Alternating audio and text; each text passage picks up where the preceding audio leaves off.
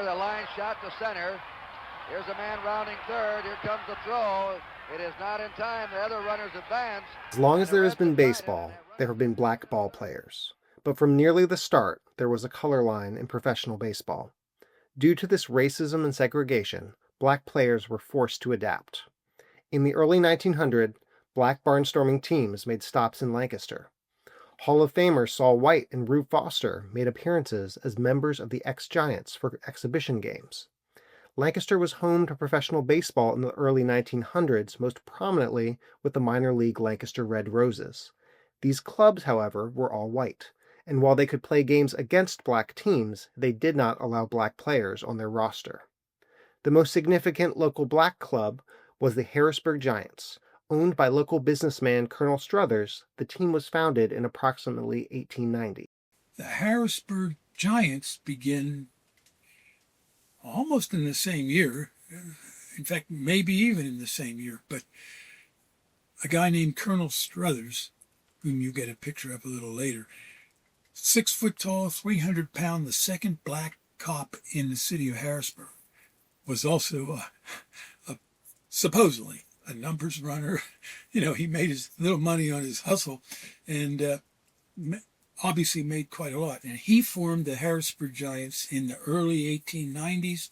They played as the best semi-pro amateur team in the area for 30 years. My father and Colonel Struthers were sort of rivals. My father had a barber shop and a pool room on Aberdeen. And like right around the corner on Strawberry, Colonel Struthers, in other words, had a pool room. And he put a barber shop in his pool room. My father had a barber shop and a pool room. So they were right around the corner from each other. But he had a dancing school in the 1920s and later. And I've talked to people that saw him dance. They said he was particularly a great waltzer. And the women loved to watch him dance because he was such a great waltzer. But he did have a dancing school. In 1920, black baseball transitioned from independent clubs to an organized league with the creation of the Negro National League. A few years later, a second league, the Eastern Colored League, followed. Amateur black teams like the Giants had a choice: continue as independent amateur teams or make the leap to an organized league. They were playing at such a level that Colonel Struthers had a choice to make, and it was a choice that a lot of the guys had to make. And that was to go bigger or cut bait and keep at an amateur level. And he decided to go bigger, and in 1924 he joined what is now recognized as the major leagues. But Struthers and the Giants had a problem. Pennsylvania barred professional sports from being played on Sunday through so-called blue laws. Rossmere Baseball Park in Lancaster offered a solution. While the reason is not certain, it is likely due to the field being owned by the St. Joseph's Catholic Club, a charitable organization that exists to this day. The Giants were able to take advantage of a loophole in the law. The Giants would call Lancaster their Sunday home from 1925 to 1927.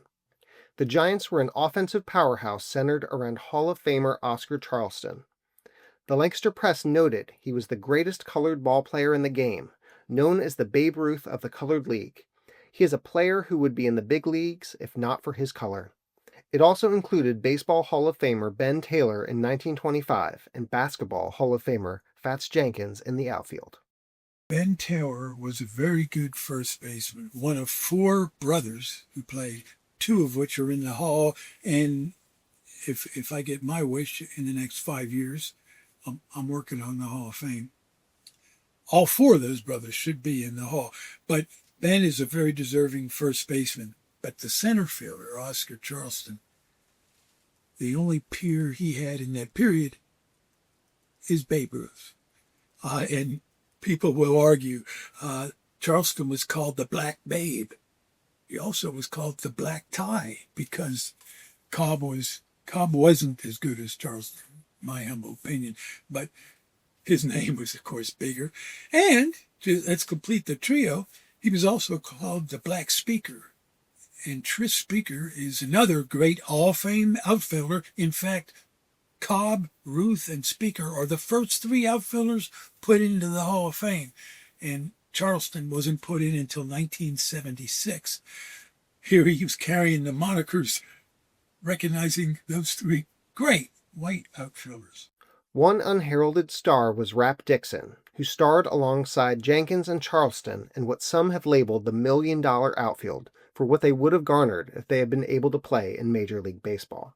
In 1924, when he joins this outfield, this is the greatest outfield in the segregated era. That's my opinion. But the other three good ones are Babe Ruth, 1927, the Murderer's Row. Babe's the second put into the Hall. Ty Cobb's 19 teens outfield with Bobby Veach and Sam Crawford is another one. And then, of course, the aforementioned Tris Speaker with Harry Hooper and Duffy Lewis with Boston in the teens. Those are probably the three best considered by most outfields in Major League Baseball history. I got news for them. The best outfield is right on my wall here. And they played in Harrisburg in the 20s. Rapp's legacy continues to make an impact amongst his descendants right here in central Pennsylvania. The story about him being the first black man to hit a homer in Yankee Stadium, that really got me. And but also the story that the reason why when he went into baseball, he didn't want to be in school cutting up any animals in biology class, I guess it was, you know.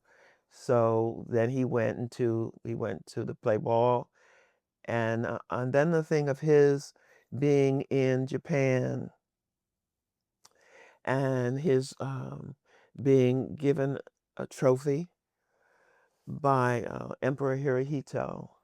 That really touched me a lot. Across their 3 seasons in Lancaster, the Giants regularly dazzled fans and were happily claimed by locals with thousands in attendance. Their league games brought numerous Hall of Famers to Rossmere Baseball Park. Over 3 seasons, they won most of their exhibition games and 3 of their 5 league games, with 1 suspended due to weather. Yet until now, that story has largely been untold. The Giants left the Eastern Color League in 1927 and continued a smaller, barnstorming capacity before folding a few years later. But they left behind a striking legacy in Lancaster during their short time. In 2020, Major League Baseball finally recognized what was long overdue. The Negro Leagues were major leagues and elevated Negro League statistics to the record books. That recognition solidified the 5 Harrisburg Giants games at Rossmere Baseball Park as the only 5 Major League games in Lancaster's history. Black baseball made Lancaster a major league city. Here's the ball hit out to Freddie Lynn, center field. Griffey with a good speed off. In 1947, baseball's color line fell with the major league debut of Jackie Robinson on April 15th. Larry Doby became the first black player to join the National League just shortly after. Thus began the slow integration of black players into Major League Baseball. In 1951, baseball integration finally came to Lancaster. The Lancaster Red Roses, a minor league affiliate of the same Dodgers Jackie Robinson played for, signed their first 3 black players: Charlie Neal, Jimmy Wilkes, and Keith Kelly. Philadelphia native Jimmy Seabiscuit Wilkes was a former Negro Leagues All-Star with the Newark Stars who was scouted by Oscar Charleston. He experienced significant racism in his career, and in 1952 he specifically refused the Brooklyn Dodgers' request to promote him to their minor league affiliate in Birmingham, Alabama, due to his experience of racism while playing in the South. Charlie Neal was a rising star. His time with the Red Roses was short, and by 1956 he would be the first black player from the Red Roses to make it to the majors. The second baseman was named an All-Star 3 times in his career and played a decisive role in Game 2 of the 1959 World Series. Of the 3 men, Keith Kelly may have had the least memorable career. His time in professional baseball was short. A pitcher from Illinois, he spent 2 years in the Brooklyn Dodgers system before joining the military. Yet his milestones included throwing a no-hitter in his debut and a one-hitter later in the season. Like so many players, however, he experienced significant racism throughout his baseball career. They used to throw drinks and other things at him when he would come out on the field and things like that. And they would chant, uh, phrases at him because they didn't want him out there on the field. And of course, he got called the N-word a lot. But yeah, he had to really be on his toes when he was playing because of his race. Black players like Keith Kelly faced challenges when not on the road as well, and lived with host families in black neighborhoods. Some of the other black players, he said that they weren't really allowed to really congregate because they didn't want them there in the first place.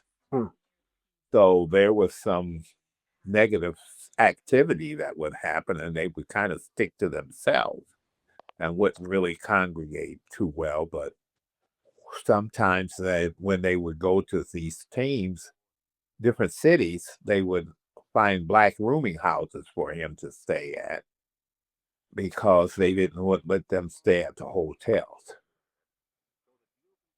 And so he would get upset because they would be the first ones they would come and get, and then the last one that they would get to find a room. So a lot of times they didn't get much good rest. So he was like kind of feeling like they weren't really relaxed or really rested because there was another effort to get him and any of the black players settled whenever they went anywhere. And of course, the other team stayed at designated hotels, but Dad couldn't stay there because of his race. For example, Lou Jackson and Lou Johnson lived at they couldn't stay in a hotel. They stayed with my cousin. Her name was Reba Sims, and she lived in the 400 block of Howard Avenue. And she regularly took in, shall we say, black transients. And for instance, Lou Jackson, Lou Johnson, when they were staying with my cousin, not the Christmas Addicts, but the Conestoga Elks had a fundraiser to help them out, to buy things for the players. Integration came to Lancaster, but it's clear by looking at photographs of the Lancaster Red Roses teams that it was a slow change. By the end of the 1950s, the majority of players on the team were still white. The Red Roses shuttered in 1961, and it wasn't until the Lancaster Barnstormers arrived in 2005 that professional baseball returned to Lancaster. Lancaster has a storied professional baseball history that stretches from the Lancaster Maroons in the 1890s to the Stormers of today. But along the way, the stories of black baseball pioneers like Oscar Charleston, Rapp Dixon, and Keith Kelly have been lost. Their stories matter and should be remembered and celebrated. They made Lancaster a major league city. Let's take a moment to celebrate their major achievements. Who doesn't like baseball? Especially when you see someone playing who looks like you. I've seen Ken Burns' history of baseball, and I think he says in one episode that baseball was saved because of black baseball, because more people came to see the black teams than went to see the white teams, and that's why the barriers started breaking down. So the significance is, while we all were major league fans back then, to actually have it being played, even though we didn't know it for another 100 years, in our community, I think is quite a feather. I played football where Babe Ruth, well, he didn't play a major league game, but he played an exhibition game there. I played baseball. I played football where these three guys played at least 5 major league games. So that means a lot to me. I hope it means a lot to Lancaster. When they weren't being honored, they were playing the heck out of that ball game, weren't they? They were dealing, you know what I mean? Nothing stopped them sliding around, stealing those bases. Nothing stopped them. They were shining. And so now somebody can see their shine, you know? They played when nobody that was recording stuff recorded them. But they played, you know? So, oh, man. That's what I want them to know. They played.